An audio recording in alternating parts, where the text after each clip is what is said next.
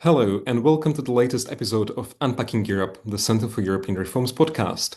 I'm Anton Spisak, a senior research fellow at the CER, and in today's episode, we'll be taking a look at one of the most consequential trade relationships in the world, the one between the European Union and the United States. Last summer, the EU and the US struck what looked like a landmark deal at President Trump's Turnberry resort in Scotland. The deal kept 15% tariffs on most European goods entering the US, while the EU agreed to remove most of its tariffs on American imports. Not everyone in European capitals was happy about that. Many felt the EU had given more than it got. But the deal was supposed to deliver something valuable: stability in the EU's most important trading relationship and with its closest security ally. Less than a year on, that stability looks fragile. Just last Friday, on May the 1st, the US president threatened to raise tariffs on EU-made cars to 25%, posting on his social network that the EU was not complying with the trade deal it agreed last summer. Meanwhile, the negotiations on steel remain stuck, and a set of sweeping new US trade investigations could draw the EU into fresh confrontation with the Trump administration. So is the Turnberry deal holding, or is it unravelling? And what does it all mean for European businesses trying to plan for the future? To discuss these questions, I'm delighted to be joined today by one of the sharpest analysts of European trade policy, Sam Lowe. Sam is a partner at Flint Global, an advisory firm, and a former trade expert here at the CER. Sam, welcome back to the show. Nice to be back. Sam, let's maybe go back to last summer. When the Turnberry deal was agreed last July, many people in Brussels and European capitals were not very pleased with the outcome of negotiations, but they were also relieved that it was finally done. A piece of paper was agreed. Looking back to that moment, was the deal ever really going to hold, or was it basically just a ceasefire waiting to break down? I think it's probably fair to say that most of the deals that Trump has struck with other countries and groups of countries in the context of the EU could be described as a ceasefire, insofar as you could only ever ascribe a certain degree of certainty to them, given the president is known for changing his mind or, uncovering a new grievance and threatening tariffs once again. But I think it's made sense as a parking measure, and it also did help European companies in terms of their sales to the United States. There was a very real threat of EU auto exports being hit with 27.5% tariff. And instead they got 15. Obviously, at the beginning of the year, if you'd have said 15, they'd have said that's awful. But on a relative basis, that put the EU in line with South Korea and with Japan. Didn't quite put it in line with the UK, which faces a 10% tariff for 100,000 vehicles a day. But I suppose my point is that it was a material benefit relative to the alternative. And then, of course, that 15% extends across a whole wide range of other product groups as well. And there were commitments about treatment of the products that would be subject to tariffs in future, such as semiconductors and pharmaceuticals. So in a sense, even though it would never going to hold forever, or it was going to come under threat, to my mind, it made sense to do it. But, and I think this is where you do have the unique EU element, it is probably one of the most vulnerable deals, given that Trump consistently criticizes the European Union. He's threatened to invade Greenland. He's doesn't like a lot of the regulation in Europe across a whole range of sectors, including digital, but also food standards and elsewhere. And I'm sure we'll get onto this, the European Parliament has taken a really long time to implement the commitments made under this agreement. So I was slightly surprised that Trump didn't threaten to put the tariffs back on before Christmas, because it had already taken a few months at that point. So clearly someone's made him aware of the fact that the EU hasn't actually followed through with its own obligations under the agreement, and he's a bit annoyed. So now we're back to threats.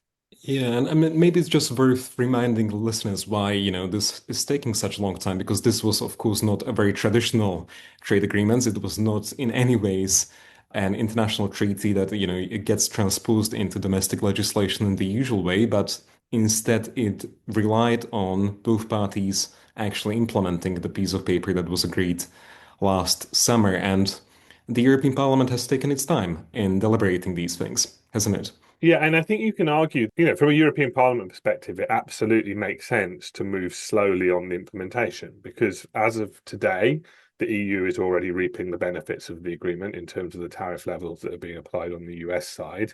And also, because Donald Trump changes his mind all the time and makes new threats and hadn't followed through on the commitments in relation to steel, why would the EU lock something into law in relation to treatment of US products entering the European Union unless it was certain that the deal was going to hold? So from that perspective, it makes sense. But there is also, and this doesn't get relayed very much, there is the US perspective on this, which is that this has taken way longer than it should have done. The EU could have moved more quickly on this. The European Parliament could have moved more quickly. And by even on the fastest time horizons now, we're talking about 12 months or so between it being agreed and it coming into force. And while in EU type policy horizons, you could say, oh, that's actually fairly quick. Things often take 3 years.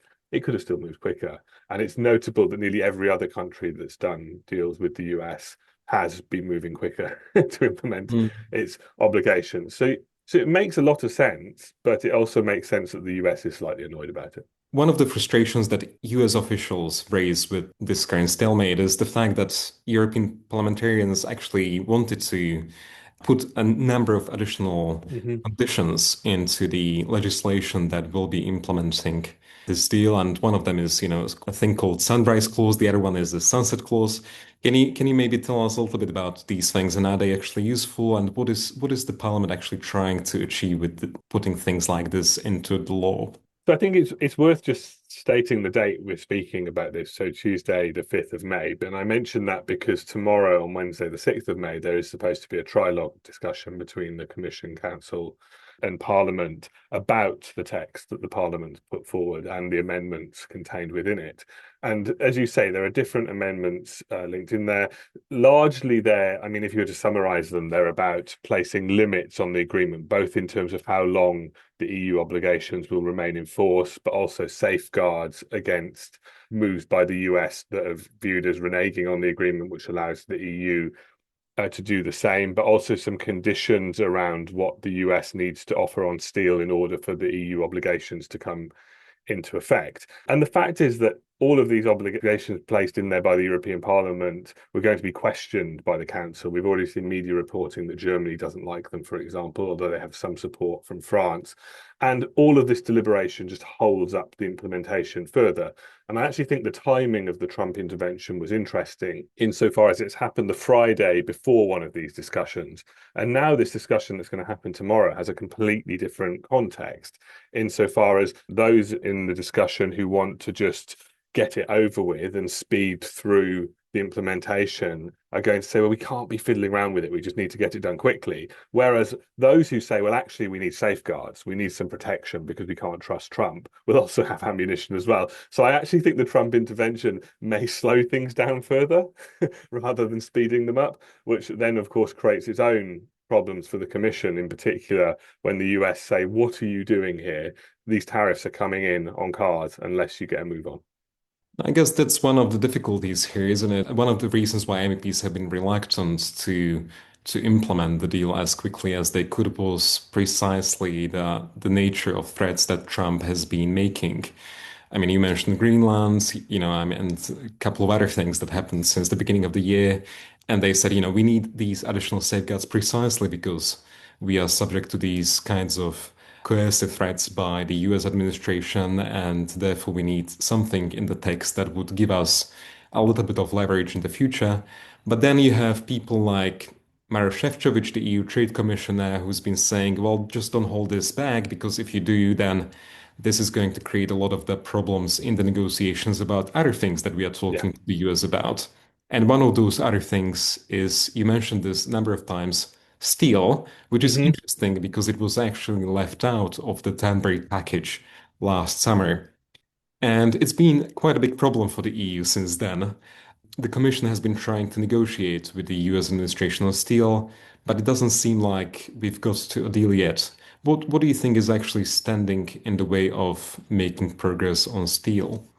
Well, I think one of the issues on steel is that the US doesn't necessarily want to accommodate the EU in this area. If you look at the steel tariffs applied by the US nearly universally at 50%, the only country that has been it's not even an exemption, but has benefited from a reduced rate is the UK at 25%.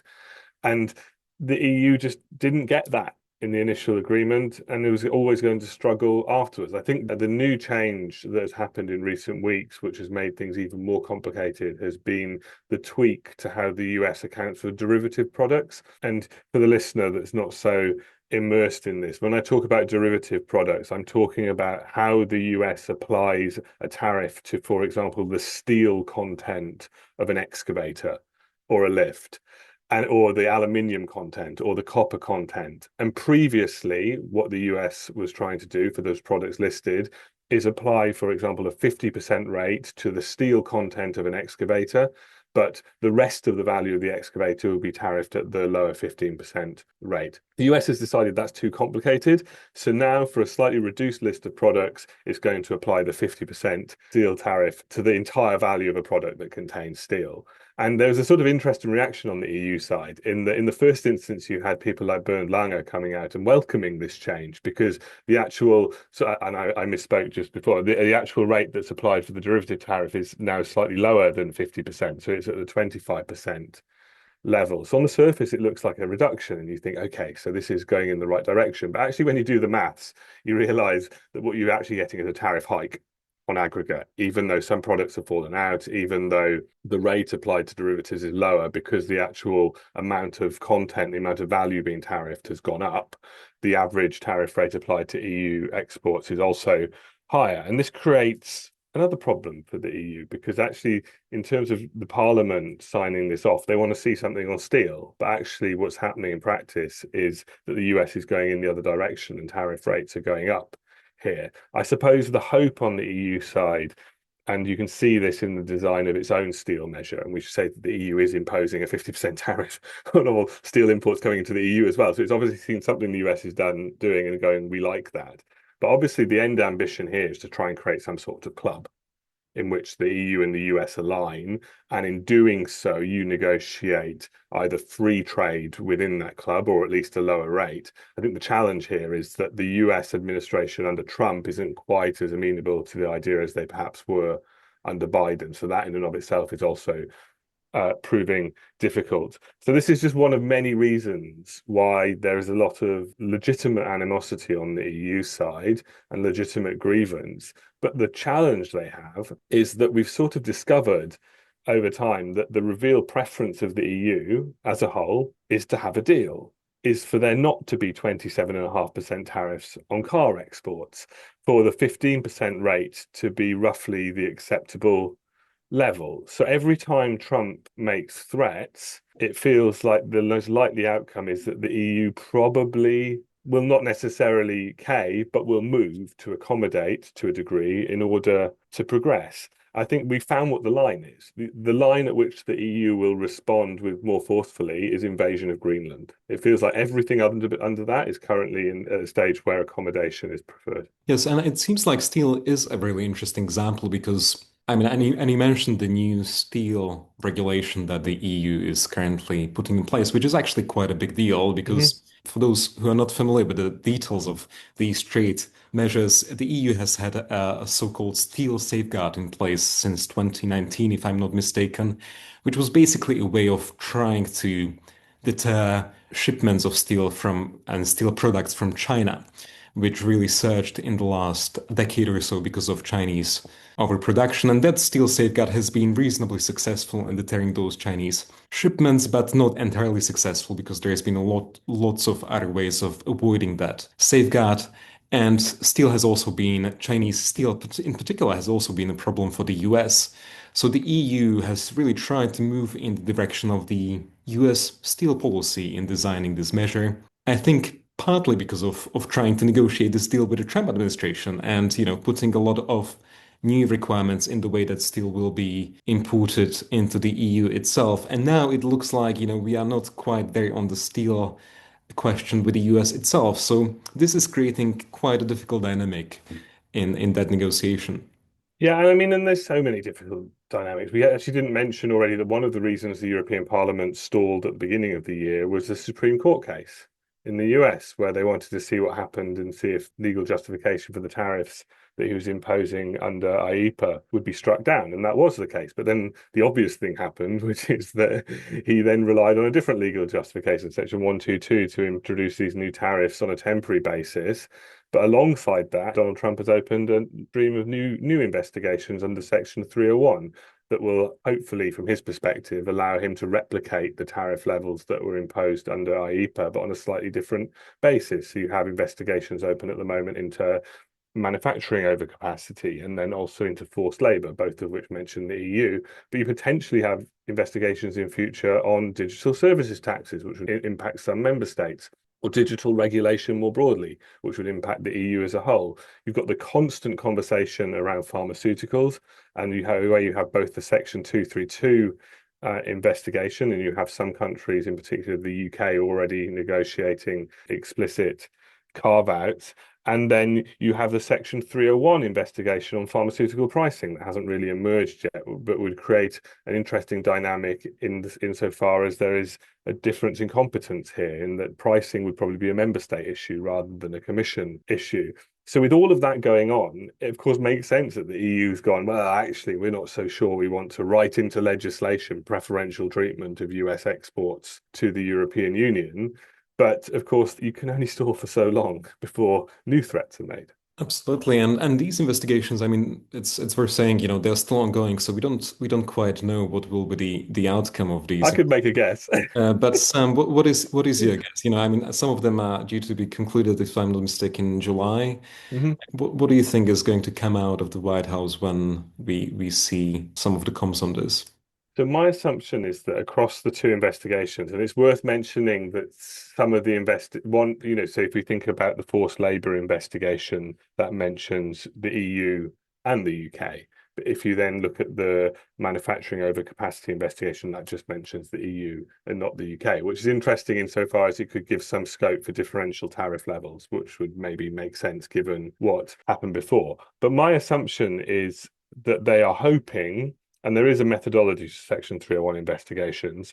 So it's not guaranteed, but I think it's quite probable. They are hoping that these investigations justify a fairly high tariff rate for the countries under investigation. And then it is possible that within that, the administration applies a lower rate that, lo and behold, is very similar to the rates that were applied under IEPA. If I were to make a guess, I think that's probably where we'll end up. And I think one of the points to make about Section 301 is it is a much more legally robust than IEPA.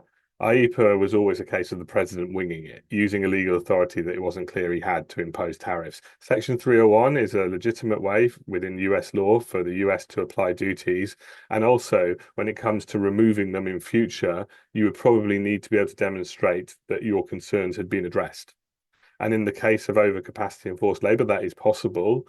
But if you were to introduce new duties based on, for example, digital regulation, where it's very unlikely that the EU will move significantly in any given direction towards the US, that might be more difficult. I think I said at the time of the Supreme Court that actually it was potentially the ruling was bad for business, and I had some pushback on that, and my argument was that in the short run, at least, it introduces a whole new level of uncertainty insofar as you don't know what the tariff rate's going to be, and it's going to keep changing, and there could be country and product differentiation, and it's just going to be really confusing for the next 6 months, and you can't plan on that basis.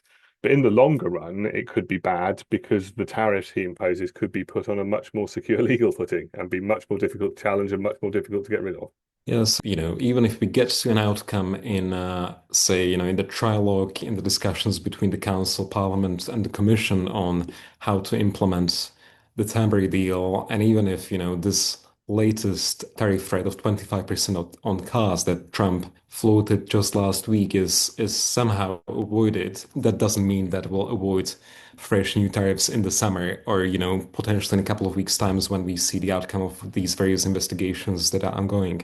I think the tariff, you just have to assume that there will be continued tariff threats. And you can then ascribe the weighting to how serious you think they are. I mean, it's notable that even with the tariff threat on Friday on cars, that actually we haven't had the response we might have had last year, which is everyone freaking out. Whereas this time round, lots of people have just gone, okay, well, he's done that on a Friday when everyone in Brussels is on holiday. There's some conversations happening next week anyway. Let's just see what happens. And also, let's even see if this threat materializes into an actual proposed legal change on the US side, because he's made lots of threats before where they've sort of dissipated, that we haven't actually ever seen them materialize. So even though I'm not saying everyone has been calm over the weekend, but the level of response, I think, has been more muted than it had been in the past. And I think that is in part down to people learning to live with Trump. This happened under Trump 1.0, and admittedly, his interventions were less extreme.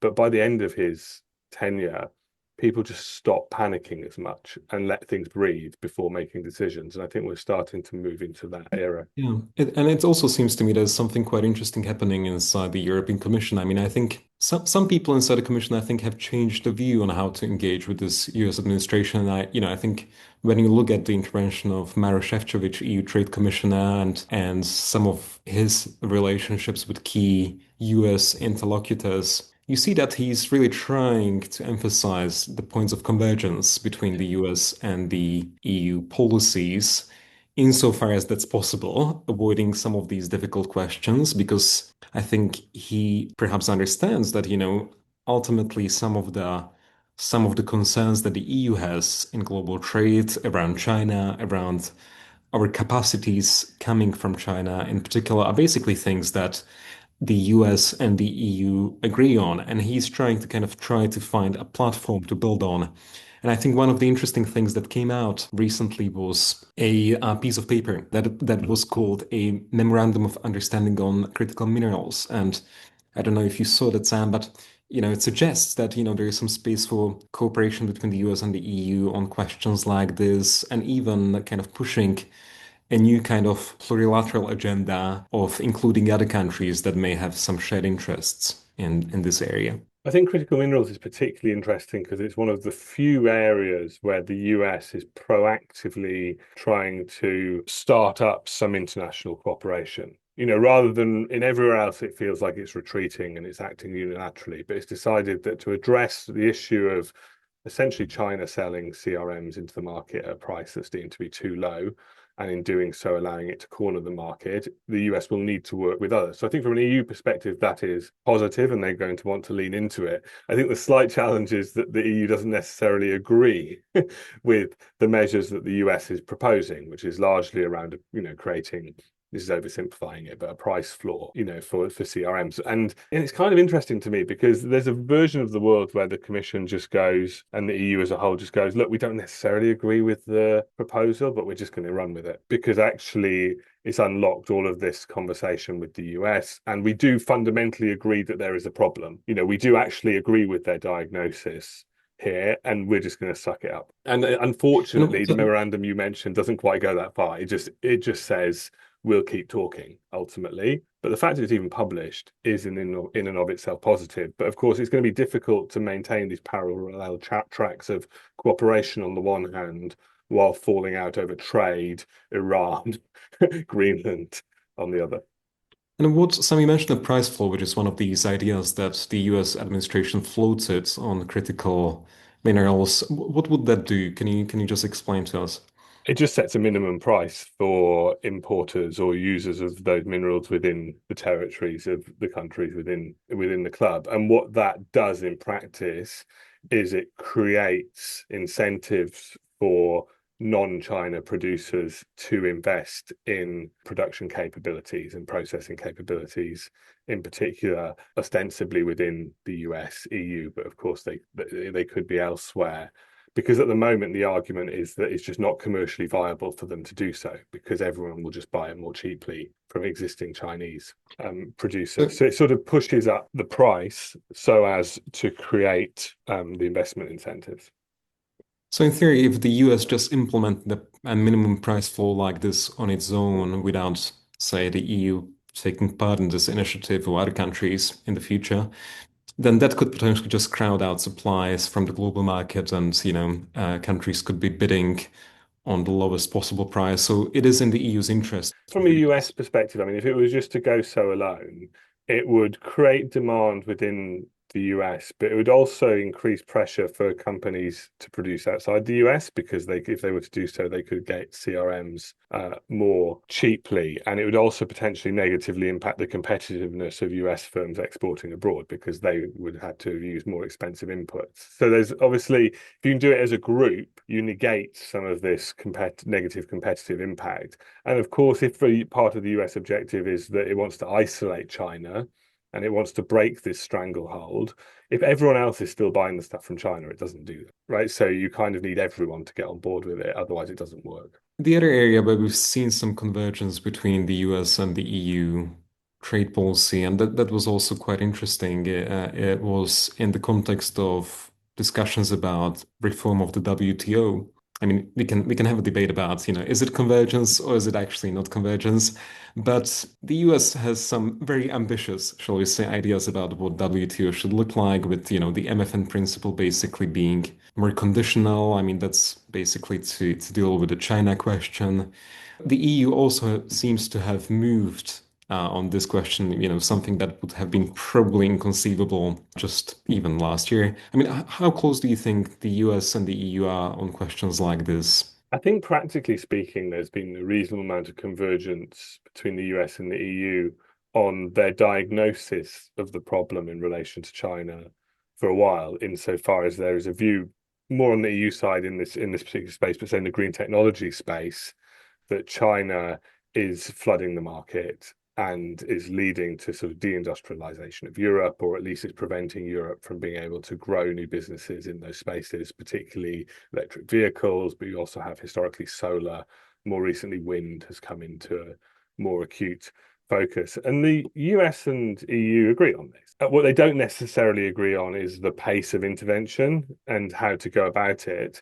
But you have seen the EU intervene quite regularly to try and address this issue. We've seen it in the context of electric vehicles, where we had the anti-subsidy regulation investigation. You see it across a whole range of products that people don't really know about, but across chemicals and the like, where we've had new trade defense instruments introduced over the last few years. You see it with the creation of new instruments, such as the foreign subsidies regulation, which was ostensibly designed to prevent Chinese firms from unfairly competing within the EU's single market. You've had the creation of the anti-coercion instrument, even if it's not been used, and you're now having conversations about essentially a new tool focused on overcapacity.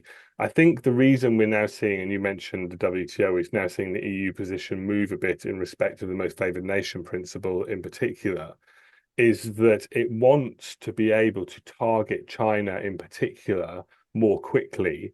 And at the moment, that's difficult with the existing levers. So the really obvious lever you would use in the context of overcapacity, if you're seeing a big surge in imports in a given sector, is safeguard, which actually allows you to introduce tariffs quite quickly. But the problem with the safeguard from an EU perspective is that you have to introduce tariffs on all imports into the EU, and then you can potentially carve out certain imports using tariff rate quotas and the like. This is what happened on steel. It's really complicating and annoying to do. What they would like to be able to do is use a safeguard specifically on China. And I think that probably then breaches your commitments and the WTO under Most Favoured Nation and the like. So they're starting to edge against that and say, well, maybe it's not appropriate in all instances. But I think the real challenge here is that while we are seeing this movement from the EU and the Commission in particular, it is not a view that is universally shared across the EU, insofar as you do have some member states that have a much different relationship with China and perhaps don't want to go as far. And that can either be because they're bringing in investment from China. So if we think of everyone always mentions Hungary, but I'd also mention Spain in that context, where the relationship is quite close. So it's still not clear to me that the EU will move quite as far as perhaps it on aggregate or centrally would like to go, but it's certainly developing the tools to do so, and we have seen some evidence of it, if not to the same extent as the US. And finally, one difference with the US is, of course, the personalities involved, in that the US-China policy actually is all over the place. There's some consistency in terms of heightened tariff levels and interventions in certain sectors and on investment, on export controls and the like, but it can fluctuate based on how Trump is feeling about Xi at any given moment. And of course, we have a meeting between the two of them coming up.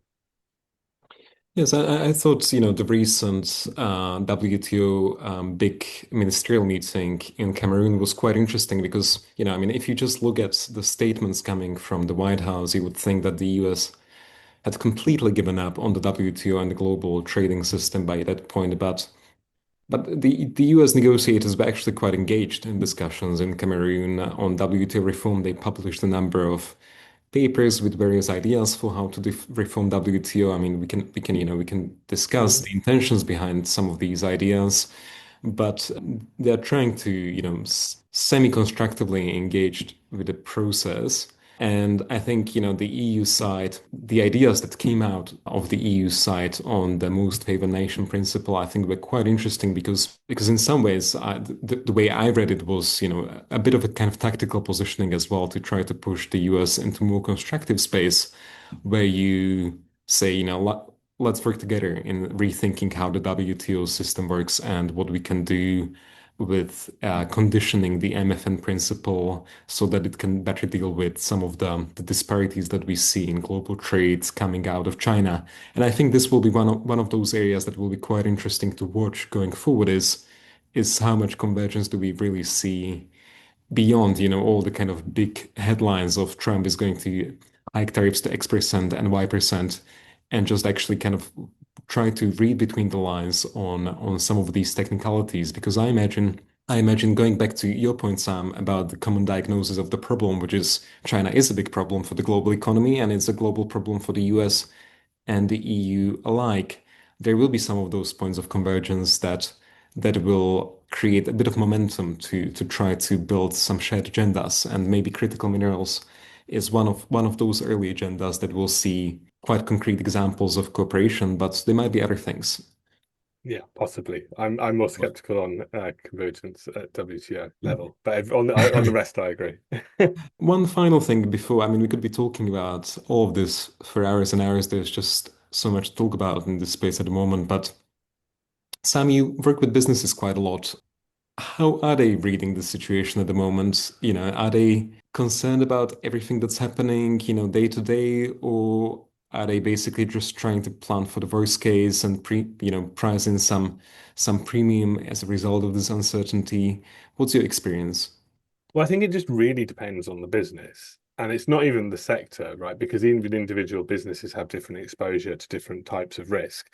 And I think the challenge at the moment is that you just have trade related interventions occurring in many different contexts. So you have the constant Trump variable, if you think of it that way, where we have some certainty, but you don't know for how long, and you also can't expect it to last forever. But you've more recently had also the Iran related shock, which has different impacts for different businesses, but is largely an energy price shock, which means that the price impacts are probably going to filter through in the coming months as you have a bit of a grace period due to people running through existing contracts and also existing inventory. But that shock looks different if you have a big market in the region trying to sell into it, which of course then it's felt more acutely. I think, and this is one of the areas where sort of policy discussions they often miss it, but actually on a day to day, much of the conversation with businesses tends to be quite practical. So, for example, following the IEPA case, it was okay. So there's going to be refunds. How do we go about getting those? Is there any risk associated with asking for a refund? What's the process attached to it? How quickly do we think we'll get the money back? And that's all makes sense, but it's not necessarily what people are thinking about from when they're sort of having grand policy discussions around trade. More broadly, if you're looking at the US market, you do end up having to make a medium to long term decision about whether you think tariff levels are going to remain heightened. And my view is yes, on aggregate. I think the US is going to remain a more closed market than it was, at least particularly before this Trump administration. And then also whether the volatility is going to continue. And that's where you could take a slightly different view that if Trump went, you might have tariff levels remaining high, but you could potentially have a bit more certainty around them just because you'd have a less volatile leader. And if you do take that diagnosis, you then have to make a business decision about how important is your market share in the US or your aspirations to build out in the US, and how best do you serve it? And an answer could be we continue doing it from Europe.